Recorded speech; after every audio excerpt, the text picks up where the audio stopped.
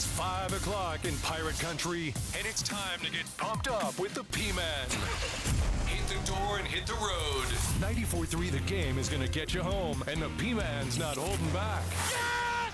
Yes! Pirates win! Pirates win! Bring on the Patrick Johnson Show on 94.3 The Game. Holy mackerel! Oh, my goodness! The flagship station of the ECU Pirates. Okay, welcome in, everybody. Nice to be with you here on this Wednesday. And, boy, what a 24, 25, 27 hours it's been.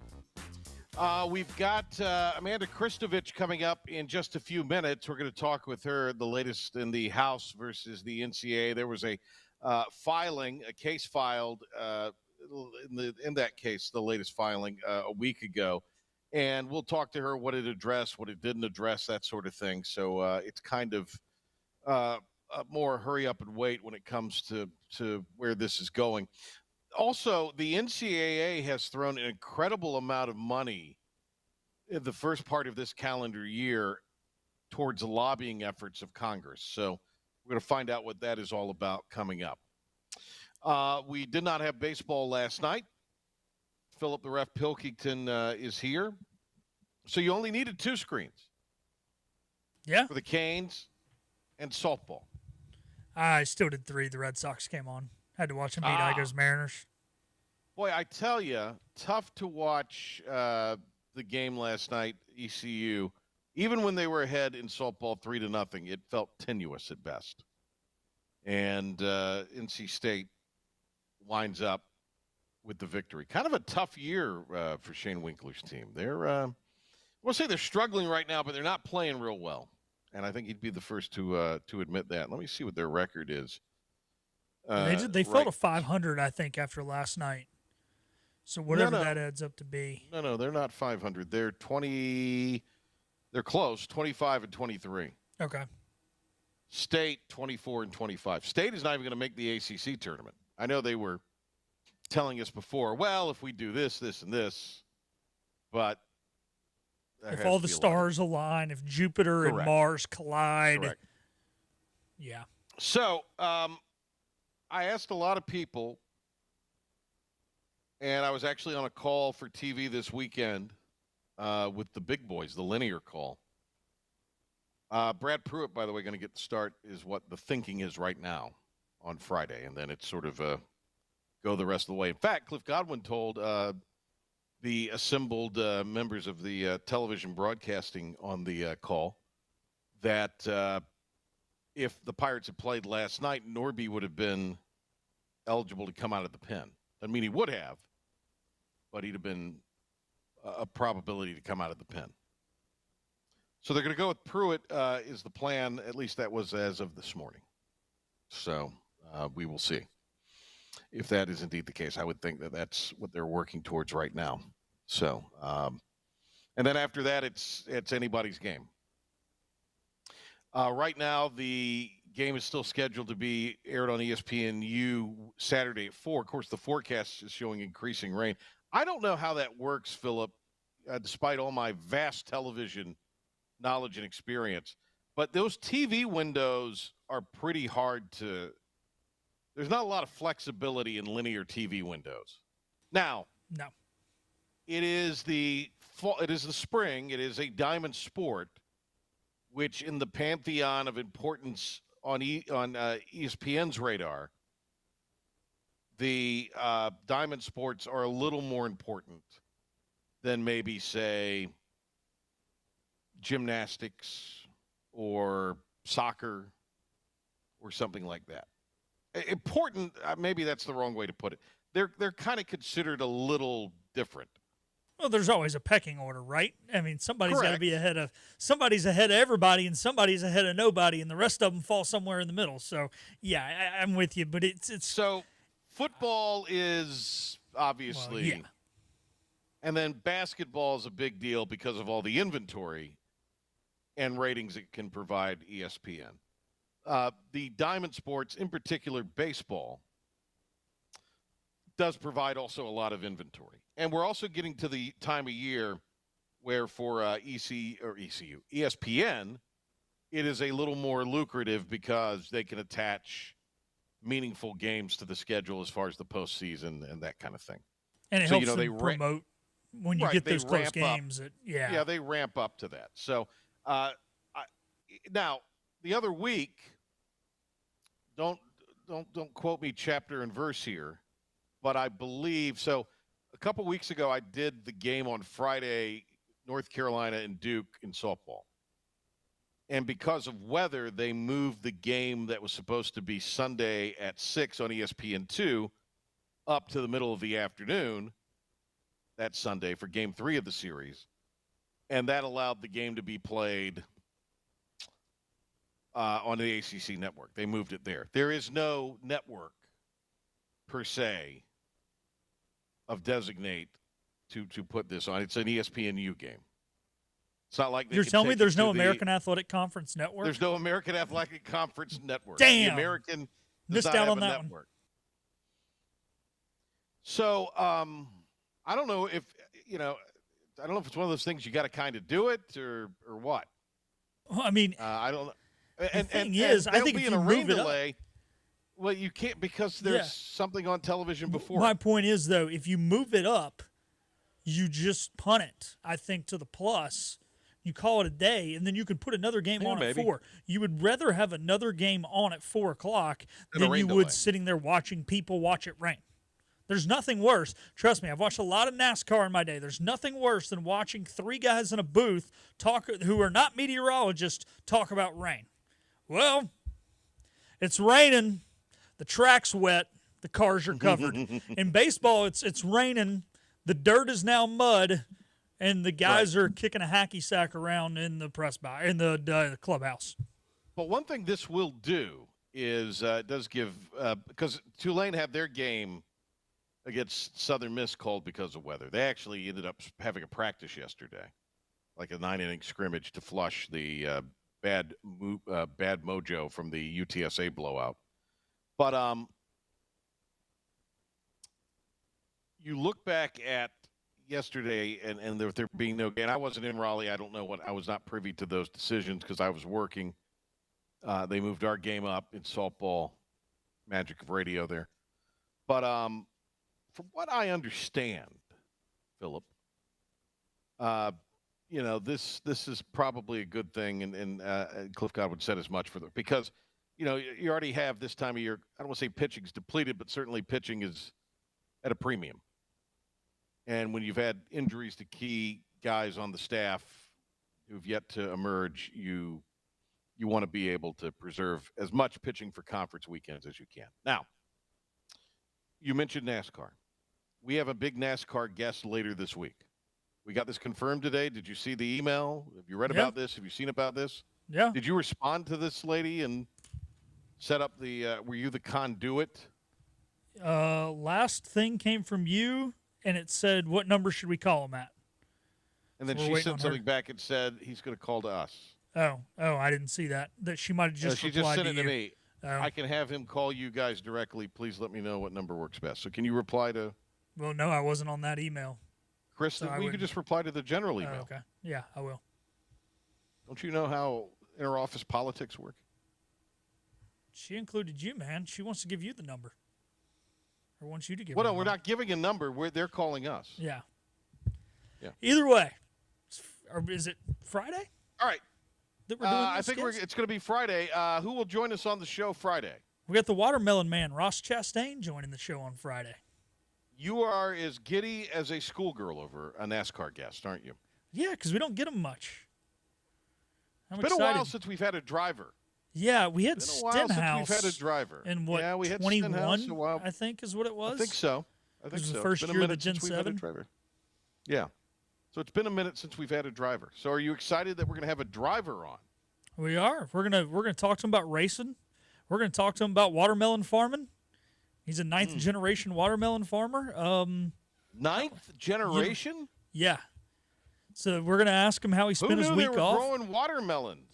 Hey, man, in Florida, he's from Florida, man. They've been growing watermelons in Florida since, I think the dinosaurs were growing watermelons in Florida 65 million years ago. So what you're here to say right now is that one of his relatives, descendants, he's a descendant of a dinosaur that grew watermelons. Is that what Sure. I'm meant to understand? Sure. Can I ask that question? If you want to.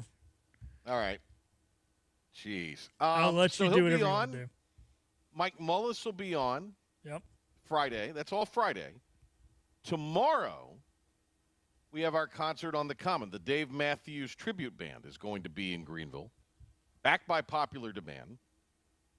They are going to be on at 6 o'clock. We are going to check in with the award-winning Mark Miller. You've worked this out, Pill, because last year we got banned from talking to Miller for some reason. No, so we are getting Mark at 5:15. Okay. And then after Mark, we're doing a draft preview with Jim Zoki. Zoki's going to be on at 5:30? Yes. Jeez, boy, you have been working. You've been toiling away there, haven't you? Yeah, we're Mr. good. We Celtics got hat with a 4 baseball in guests hand. over the next 2 days. We are good to go. We're giving Amanda Christovich her own spotlight today. Today, yes. And we're We going to got have audio from football. We got football audio coordinators later in the show. Coordinators audio.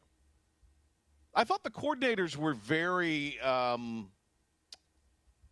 don't say they were more positive than Blake Harrell, but they seemed to be a little more subdued than they were a couple weeks ago.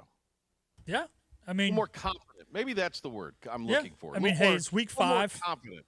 It's week 5 as opposed to week 2 in spring ball. Install's done. That's the reason they were 2 weeks ago when every young man is drinking through a fire hose because you're installing stuff. It's going to look like crap.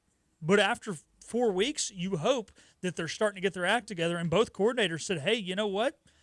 They have. I mean, we even asked Blake after the scrimmage on Friday afternoon. He said it was the first game that he thought the guys did everything out of second nature and, didn't have to sit there and think and process what the play call was, what the coverage was, or whatever to make the play in the scrimmage. And I think now it's finally coming to everybody, and they're in a good spot. All right. Well, we'll hear from them coming up later on.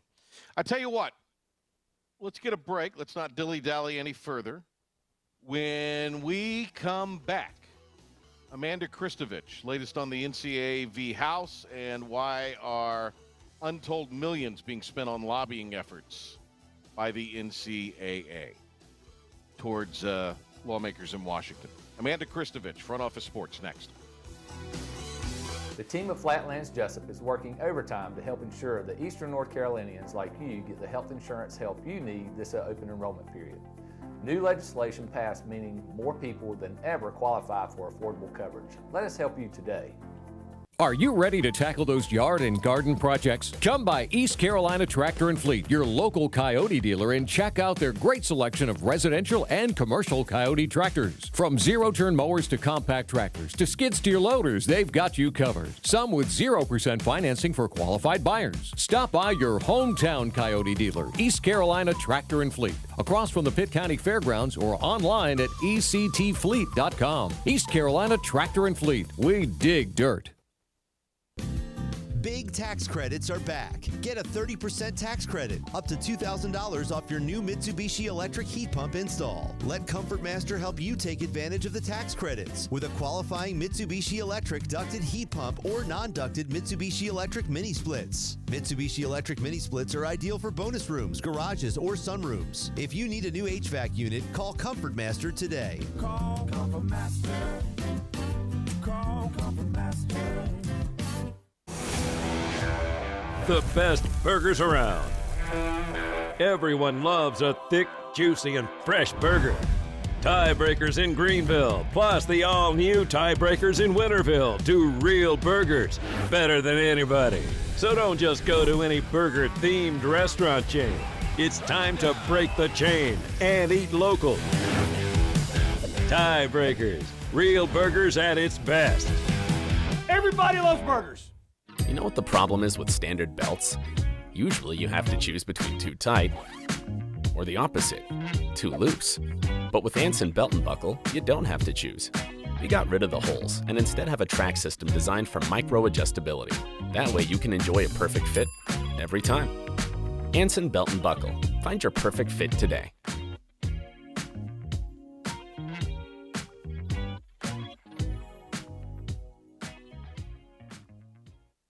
Health Healthwise Pharmacy rounds the bases with all of your infusion, retail, compounding, and medical equipment needs. Locally owned and operated by pharmacist Marcy Parker, Healthwise has grown to be your most trusted provider for infusion services. Currently providing in-home or on-site infusions in North Carolina, South Carolina, and Virginia. Visit Healthwise Pharmacy at 615B South Memorial Drive or call 252-295-0059 to speak to a patient service representative to find the option that best suits your needs. Tired of the 1-800 numbers advertising Medicare products? Flatlands Jessup has 6 offices all throughout eastern North Carolina. Get face-to-face help from our local award-winning licensed team. Stop by today. Flatlands Jessup, your whole world covered. You ready for this? Oh, I'm very ready. Okay, ready? You ready? Streaming to the world at 943thegame.com. This is the Patrick Johnson Show. Now in all his glory, here's the P-Man. Amanda Christovich, Front Office Sports, is back on the program with us today. Lots of things to talk about as it pertains to the NCAA.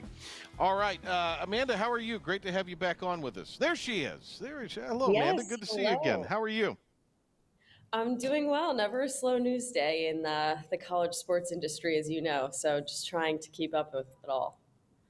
All right, as we sit here right now, you reported, I think it was about a week ago, that there was, I guess, a latest filing for final approval of the House versus NCAA matter. So what is the latest with that, and what are we waiting on for that final approval to happen?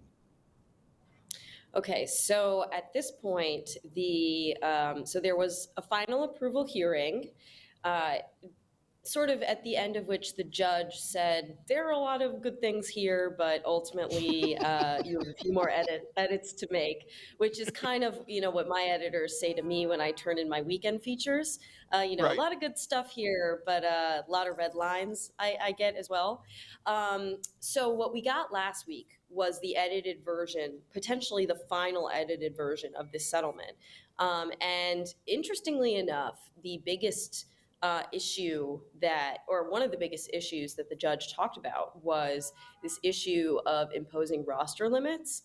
And the parties decided not to make any changes to the roster limits equation, which I found to be interesting. So we'll see if there is, if that's going to become an issue. We're basically now just waiting for yes or no from the judge. That's kind of all. That's the last step in this process, and we're going to get some sort of written decision, either approving or denying the settlement in full at some point in the next couple weeks. So I have email alerts set for the case docket, as I'm sure all of my colleagues at other outlets do, and we are all just waiting with bated breath for this final decision. So I talked to a Division I college basketball head coach earlier this morning. And that coach told me we're going after this particular type of player, and then we're done. So in other words, they're hitting the portal. They had an unexpected transfer, so they're hitting the portal, and they get this player they want to bring in somehow through the portal, and they're going to have 12, maybe 13. But anyway, they're not rolling with the full amount. I say this to say it seems to me that the football thing is where we're really going to have the issues and the envelope being pushed as far as roster limits go, and all of this sort of converging together. Yeah, I mean, look, it's interesting because a lot of the roster, the players that are upset about the roster limits are actually not in football or basketball. I mean, a lot of them are walk-on football players for sure. Sure, yeah. But they're soccer players or, track athletes, students who you would never really know who they are. And, they themselves weren't even necessarily looking to go pro in their sport, but they just wanted a place to play. And this helped give them an opportunity to go to a great university and get a good education and play sports. And they're not going to have that opportunity either as walk-ons or as, partial scholarship athletes. So I think that Look, the roster limits are definitely going to sort of change the makeup of teams in multiple sports. But I almost wonder if like the scholarship portion of this will change the makeup more drastically, right? Yeah. So it's weird. It's kind of what most of the reporting that we've all done on the roster limits issue. It's funny. It's been about like Olympic sports athletes because they're the ones who are the loudest, with the exception of, I would say, walk-on football players have also been pretty vocal about this. Amanda Christovich with Front Office Sports is with us here. Is there a scenario where Olympic sports athletes would be the ones to maybe bring some kind of lawsuit against somebody out of this decision? You know, we hear, the conference may sue, whoever may sue. Players are suing to get more eligibility, what have you.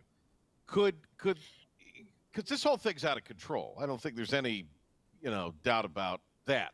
And I understand that there needed to be some change and reform, but I mean, this just seems like this is all totally nuts. But would it be maybe a group of, rowers from Stanford or wherever that band together and they get into some big class action? Because in a way, they are the ones that are being sort of disenfranchised. Yeah, I mean, look, I think that there's definitely a possibility for Olympic sports athletes to at least attempt that. I think legally the question then becomes, can you challenge the legality of the terms of a settlement that all these people have agreed to? Maybe you need to make sure that all of your, if your athletes are opting out, then they have a right to challenge the NCAA or the power conferences on all the same issues that the settlement would theoretically clear up. The question is, can you actually challenge the settlement legally if you opt out? I'm not sure about that, but there has to be some sort of mechanism for trying to look for damages in this case. I mean, again, you'd have to find like what law you broke or what law the NCAA or the power conferences broke. So you might have to get a little bit creative there, but I think ultimately, I'm sure somebody's going to try it because there are hundreds of athletes all over the country in Division I that are just besides themselves with this issue. So I told I mentioned the thing with the college. Again, the roster limit thing also comes down to, can you afford to fill every roster spot? Right. In your sport. And a lot of places cannot. A lot of big places cannot. A lot of big places don't plan on carrying 15 people in basketball or whatever it is, 30 some odd in baseball, just because, I mean, there's economics to this whole thing. And coaches also know if I don't spend these roster dollars, I can roll that back into some form of rev share. So that seems to be also what I'm hearing from, mainly in the basketball space, what I'm hearing from a lot of coaches, to figure out a way to try to help sweeten the revenue share pot. When does all of this, I mean, I guess it could happen 2 minutes, it could happen in 2 weeks, but what does the timeline look like once all of this is decided? So once we get a ruling, let's say the judge approves the settlement. Once we get a ruling, technically the quote revenue sharing era will begin on July 1st. So if you remember, like July 1st, 2021, the first day of the NIL industry, I think, there are schools that are already, as everybody has talked about, they're already having contracts be signed that are contingent upon the terms of the House settlement. They're signing revenue sharing contracts. They're front loading NIL deals so that they're not subject to, the NIL clearinghouse that Deloitte has created.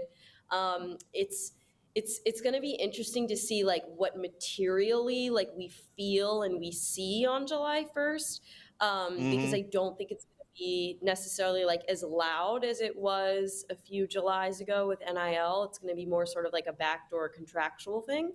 But that's when all of this is going to essentially be out in the open. And I think, the other big question on July 1st is how this clearinghouse is going to operate. We know that there's going to be a software system that Deloitte created where, schools have to input their deals or players have to input their deals, and they're going to go through the software. And if they don't sort of jive with whatever definition of fair market value the software, it's like the NCAA has come up with, but the software is like sort of like AI adjudicating. I'm not really sure. We're gonna have to see how that works. Well, okay, I'm glad you brought that up because a lot of deals are getting done now because these deals, to a certain point, will not fall under that purview. So, is this sort of the last of the getting while the getting is good for some people? I think so. I mean, look, it's just easier to not have to be subject to scrutiny at all. So if you know that you're going to sign a player and you want to give them a lucrative NIL deal and you have this house settlement coming up, I think it makes a lot of sense to front load the deal. You don't even have to worry about the potential headache that comes with the clearinghouse. But, what I also want to point out is like, at what point, what sorts of enforcement mechanisms is the NCAA going to have if and when players and the brands they're working with, the collectives they're working with, by the way, the players and the schools might be subject to the terms of the settlement, but the collectives and the brands are not. Right. So they're not. Right. So it's like, well, these contracts for these endorsement deals and these NIL deals are usually private. They're usually confidential. So the idea that all these athletes are just going to hand over their contracts to Deloitte or the NCAA, like, it just doesn't make a lot of sense. And then it's like when they don't, when they sort of say to the NCAA, hey, kick rocks, like, we're not going to give you our contract because we have confidentiality agreements. Like, what is the NCAA going to do about that? What if you're in a situation where the player says, I want to? Like, hey, I want to give you the contract, but the collective won't let me or the brand won't let me. What are you going to do to the player that you're going to give them some sort of sanction because they signed a confidential contract? Here is what Jay Billis had to say, I guess, on Coach K's podcast or radio show or something that he does this week. I've got it queued up. We're going to try to play it from here, Pilkington. So here we go. Okay. In just a second. And that's not the podcast. That was somebody blowing the horn at Amanda. All right. I can't get it to play. Everyone, it's New York City for you. I know. The best laid plans of mice and men. I couldn't get it to play here locally. All right. The point is that he said, because this clearing out, it just sounds ridiculous. These are contracts. Do a contract with a 1 or 2 or 3 year deal with an option for the following year. And there's, like any contract, put a buyout in there. Put money in there that if somebody's going to transfer up or transfer laterally, there's a buyout. It goes to the school or the NIL. I like that idea, actually. Yeah, it's prophetic that you're talking about this now, because I actually have a story that I'm working on, that we're probably going to publish at some point in the next hour or two about buyouts and the fact that they already exist in the college sports industry. I mean, they exist with coaches, right? But they even exist among NIL collectives. And I think the biggest question right now is whether or not they're enforceable. Because, there's no like CBA to enforce them, no collective bargaining agreement. So the question is just whether they hold up in court if a player doesn't want to pay a buyout and, the collective takes them to court, which hasn't happened yet as far as me or any of my sources know. So, I mean, I think the idea is that they're going to become even more and more prevalent, especially, after everything that happened with the Arkansas athletic director yesterday, kind of wink, wink, hint, hinting with a statement seemingly out of the blue that a certain quarterback that is leaving to go to UCLA, is going to have to pay the Arkansas NIL collective a buyout. Hey, let me ask you this question here. Amanda Christovich, Front Office Sports, you mentioned that story. You also have something up in the last, I think it was yesterday maybe, about the amount of money the NCAA is spending as far as lobbying dollars go Yeah. towards Washington, D.C. What is the amount? What is it compared to, I guess, previous years? And what are they exactly lobbying for? So this is just the latest in a multi-years long lobbying campaign that the NCAA really and the power conferences have like waged kind of together in Congress to protect amateurism, to regain control over athlete compensation rules, to even potentially get the power to roll back some of those rules. And they started this in 2019 when it became clear that state laws were going to force them into allowing NIL deals, right? And it's sort of morphed into this sort of asking Congress, begging them, frankly, is a better word in my opinion, to give them essentially a bailout, to give them legal protection against all these lawsuits that are saying that, the transfer portal restrictions are illegal under antitrust, all these labor lawsuits that are saying athletes should be employees. That's what they're asking Congress to step in and save them from. So this past quarter, the NCAA spent a total of $450,000 on lobbying, which, you know what, in the grand scheme of things, you look at Big Pharma, for example, like maybe not the most money, but multiply that by 4 and think about, the millions of dollars the NCAA is spending in just 1 year to lobby essentially against the rights of their own athletes. And then, there's other stuff about how the conferences kind of take on some of the bill as well.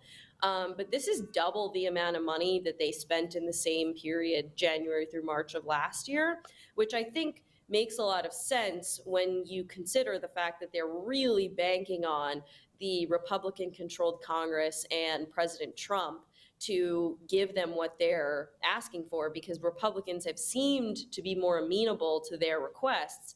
However, it's become clear over the last couple months that maybe they miscalculated. There's not as much of a consensus among Republicans as they thought. Well, I just don't know if there's an appetite, regardless of whoever's in control or in power, more appropriately, to just wade into these waters, because, I don't know. We got enough problems. I don't think there's enough. I just don't think this rises to the occasion. Busy with other things, right? So. Right. I don't think this rises to the occasion. I hear what you're saying. Again, it just seems like that it's almost like we need to just start the whole damn thing over again. The NCAA model was great ever how many decades ago. It was fine because that's what we needed at the time. But it is just not done it's just not adapted with the times. So it's almost like, let's just start the whole thing. We'd be better off starting the whole thing over, would we not? Maybe. I think that there's definitely going to be a conversation about starting the Olympic sports model over, because our entire Olympic pipeline is run through college sports. And if you jeopardize that, then you jeopardize our ability to beat Russia and China, frankly. I mean, like, a lot of the Cold War, not to get like nerdy, but a lot of the Cold War was fought like through the Olympics, right? So federal lawmakers definitely care about that. And I would argue that they might actually care more about that than they do about college football. Not in the sense of like what they're watching and, do they not, of course they care about their local teams, but like in terms of what they want to legislate on, where there's a political upside, they don't want to be known as the Congress that, is responsible the Olympic model. for letting Olympic sports die. Right. Yeah. So I wonder if that's more, there's going to be more of an appetite for that. And Olympic sports coaches associations are also lobbying in Congress. They're just a little bit newer to the game and not spending as much money. Amanda Christovich with us here. Is there a discussion of, just in anybody you've talked to, and not anything formal, maybe more anecdotal or just, spitballing, hey, let's just let football go do what it wants to do. and take everything else, including basketball, and let's go back to more regional conference play. Have you heard any of that? I've started to hear that from some pretty smart people lately who've brought it up to me, and I have no reason. I mean, it wasn't anything I brought up. I thought that ship had sailed, especially with basketball, and it may have. But I certainly think these non-rev sports, that might be the next twist in that story. Oh, 100%. I remember after the Pac-12 broke up, the National College Players Association, which is a group run by Ramogi Huma, who is sort of known as to many people as the godfather of the college athletes' rights movement. He's the one who ran the case against USC and the Pac-12 and the NCAA at the NLRB, if you remember that. He said that Congress actually should force the NCAA to allow regional conferences and put in requirements for non-football sports to have regional conferences. He basically was saying, you know what, dissolve Pac-12 football, whatever, but leave the Pac-12 for everything else. Right. Yeah. And that's exactly, I think, what you're saying. So there's been a lot of chatter about it. I think, the problem now is you'd have to unwind all these TV contracts that have multiple sports in them. The SEC doesn't just have a football contract. They have an SEC sports contract. Same with Big Ten, It's not like the postseason where the college football playoff is its own contract. So that would be very complicated. And then, I think there's also a question of, especially with basketball, does basketball regionality helps, but the added competition and hoopla and whatever of basketball, right? So it's tough and contractually almost impossible for the next 5 or 6 years, I would say. One of the other crazy things I've heard is that you would just go to some form of club sports with everything that's non-rev. Yeah. And boy, wouldn't that be something? It would. I'm not really sure how different it would really feel, though. I mean, I guess it would be different in the sense of scholarships, but the funding would be very different. It would be, but maybe not.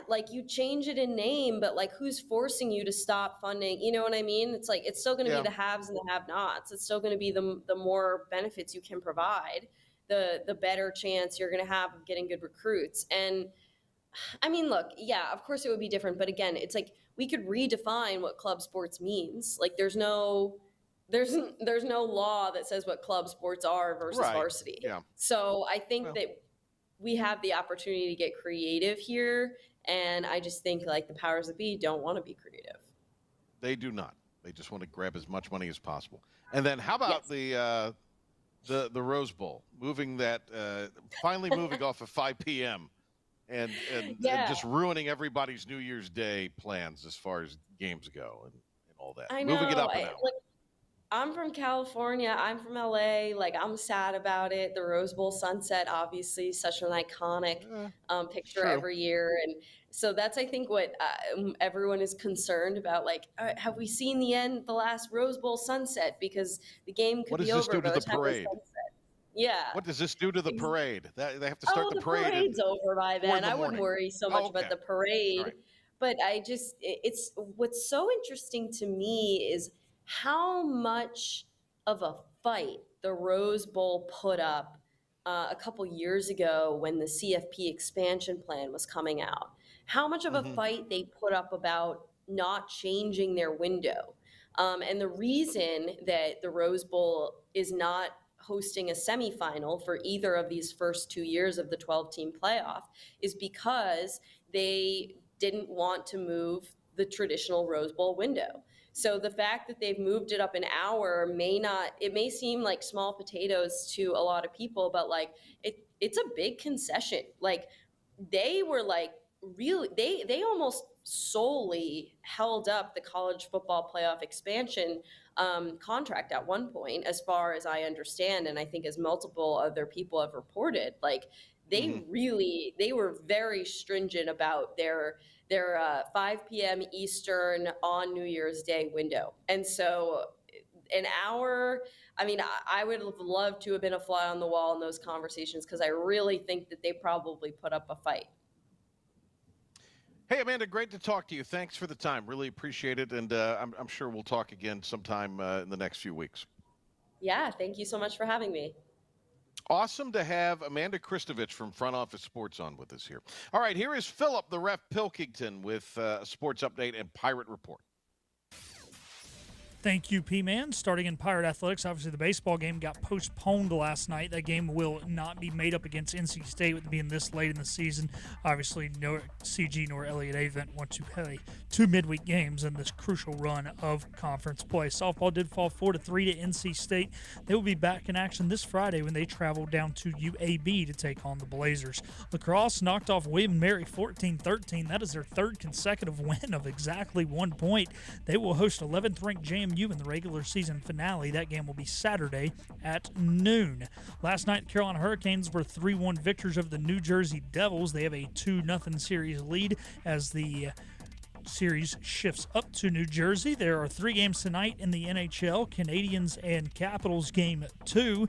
Washington leads that one 1-0, and then it'll be Stars Avalanche game 3. That series is 1-1, and then the final game tonight at 8 o'clock will be Oilers Kings. That will be the second game of that West Coast series, in which the Los Angeles Kings lead that series 1-0. Moving over to the NBA, it is a not quite as heavy night of games, only 3 tonight. Magic Celtics do battle in game 2 up in Boston at 7 o'clock. 7:30 is Heat Cavaliers. Cleveland and Boston lead those two series respectively. And then the late night cap will be the Warriors at the Rockets. Golden State up 1-0 in that series. That'll do it for 94.3 The Game Sports Flash Update and Pirate Report. We're going to take our time out here on the Patrick Johnson Show, and we will be back to talk a little spring football. Hey, it's Jim Wells again with Wells Roofing and Gutters here in the beautiful community of Lindale, Bedford.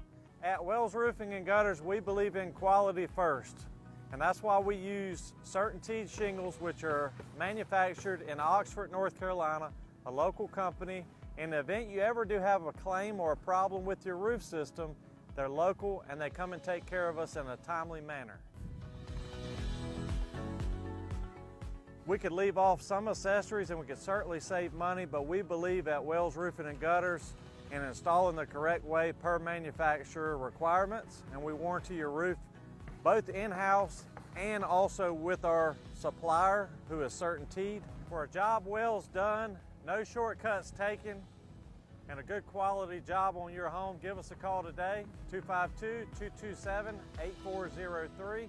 We also offer financing, 12 months, no interest, no payments. This is about you, your family, and the health of all who live in Eastern North Carolina. This is about the transformation of a health system into something more powerful and more human, about creating new ways to treat disease and keep you well. This is about ECU Health, which is to say, it's really all about you. ECU Health. Minds, hearts, purpose. You have a choice when you invest in insurance, and when you choose First State Insurance Advisors, you're working with people you can trust. Clark Stallings has deep ties in the community. His team, including Keaton Smith, Regina Asby, Phil Leva, Max Joyner Jr., Max Joyner III, and Ginger Smith, provides knowledgeable and professional advice. First State Insurance Advisors is an independent insurance agency. They offer all types of personal insurance as well as various types for business. Call or email First State Insurance Advisors today. We want to be your trusted choice agency.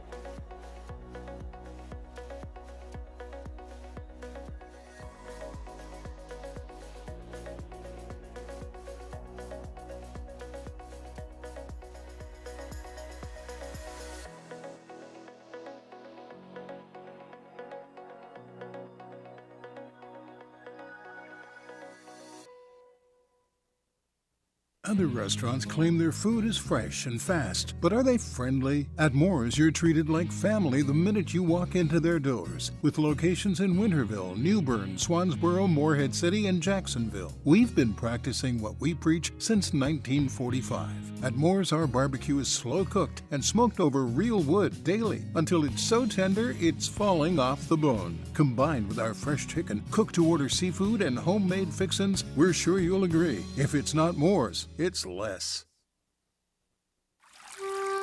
Taking the rage out of your drive home? You just cut me off!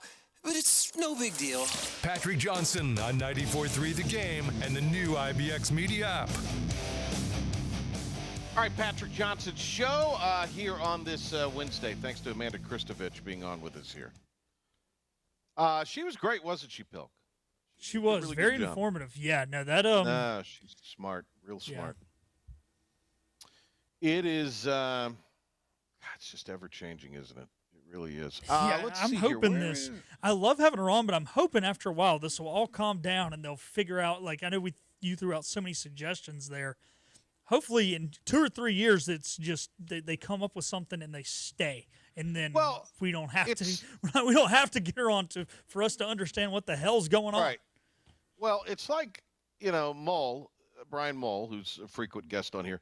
The golf model worked back in 1980 when they said, but it is now antiquated. It's 40 some odd years old. Yeah. They just need to blow up that but they can't because it's so ensconced. The NCAA's even more deeply ensconced. So I don't know.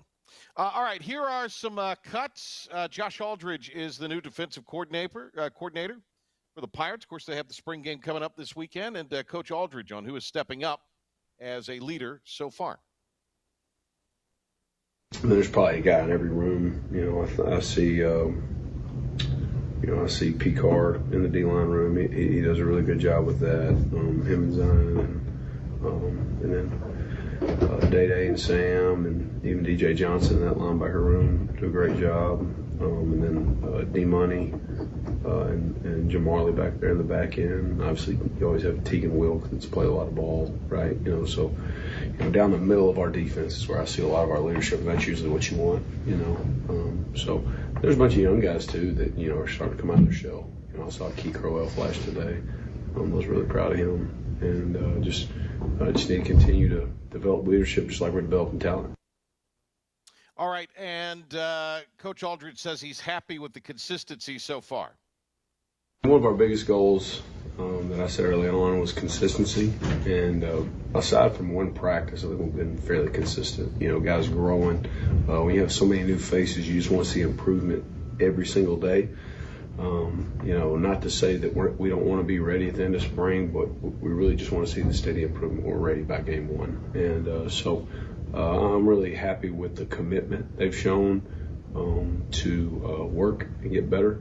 And, that comes a lot with extra time in the film room, comes a lot with asking your coaches questions at night and things like that. Our guys reach out a lot to us, and just really impressed with their work ethic. And then, Coach, on what he is looking for Saturday in the spring game. As a defensive guy, you always think you can tackle better. I think we have get tackled better steadily, like I said about some other things, every scrimmage. I'd like to see that culminate in this last scrimmage in the spring game, and just see us line up and play with effort. We've played with effort in every scrimmage, and I'd like to see us hopefully go out there and give our fans a good show and play with great effort again. And how much install happens during the spring? There's things that you're going to do, and I think you always want to make sure you install those for a couple reasons. One, so you can practice it, obviously get better at it. Two, so you can evaluate, do these players fit more of, like 3 calls that you might run a lot, A, B, and C. You might realize, well, we're actually better at call A and call C. Call B may be more of a change-up this year or things like that. So I'd say, of base downs, I'd probably say we put in probably 60 to 70% of what we're doing. I don't think you get too deep into third down packages, and we do red zone in the spring, and not much goal line, but base downs you're probably talking about 60, 70% probably.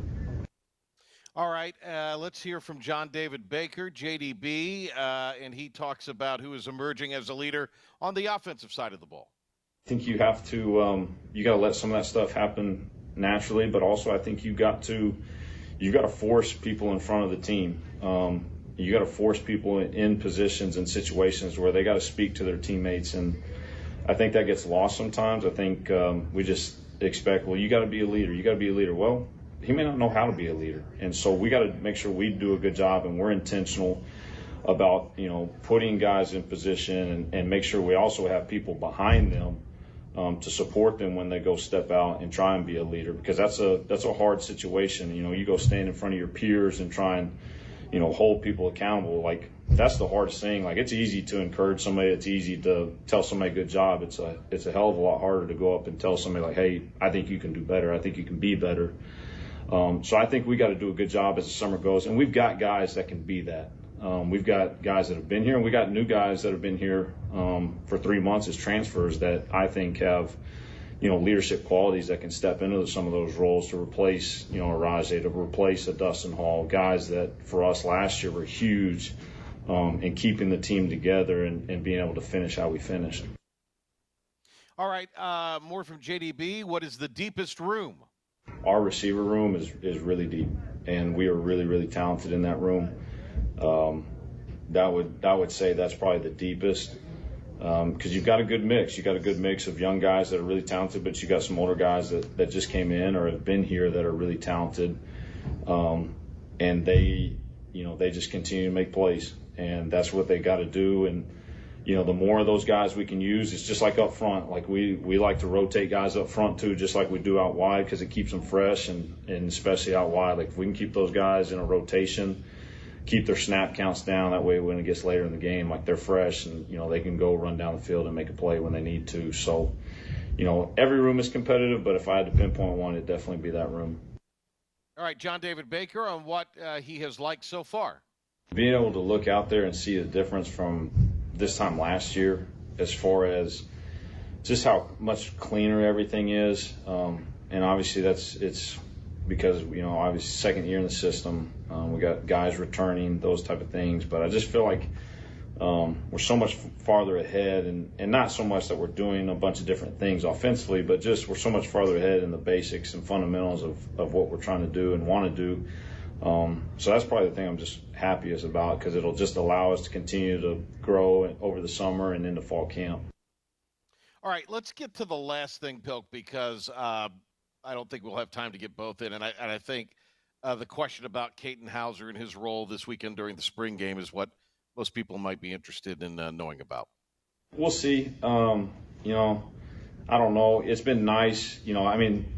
2 months ago, I don't think any of us really thought he'd have any reps this spring. We didn't think he'd be close enough for it to be even worth it. But he was so ahead of schedule as far as just his rehab and stuff.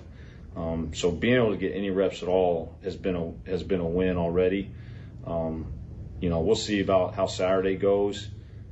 I think the biggest thing for him is it's been nice for him to kind of shake the rust off now instead of him trying to do it over the summer or fall camp. And that's the thing that I'm most grateful for, probably more than anybody.